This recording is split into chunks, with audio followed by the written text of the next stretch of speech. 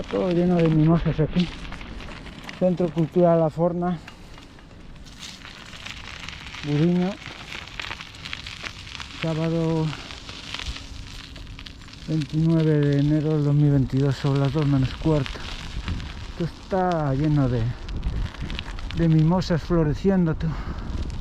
Ni que fuera primavera. 3 semanas de sol y frío desde el lunes 10 de enero del 2022. Está aquí un caballito de baja estatura.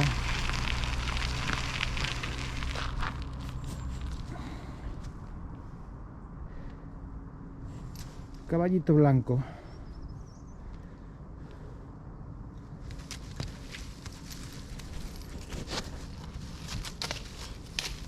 Tomando el sol.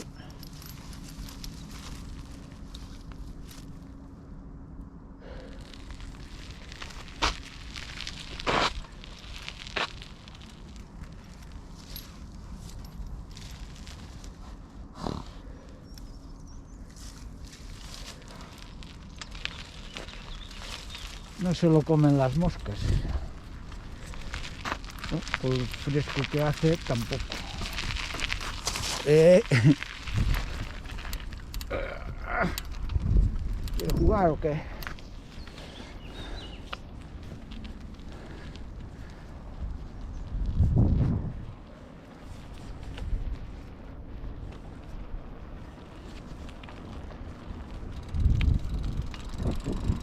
La zona está llena de mimosas.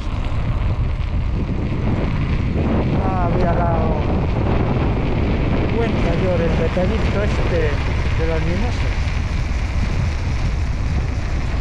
Mira por aquí, todo lleno de mimosas.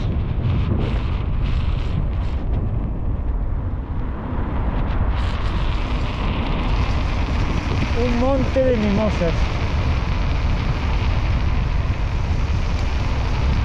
Floreciendo.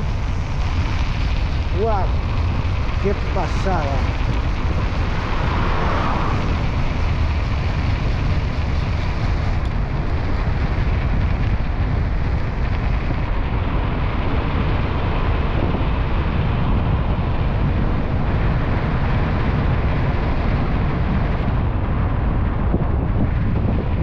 Llevo 510 kilómetros 2, 1,5.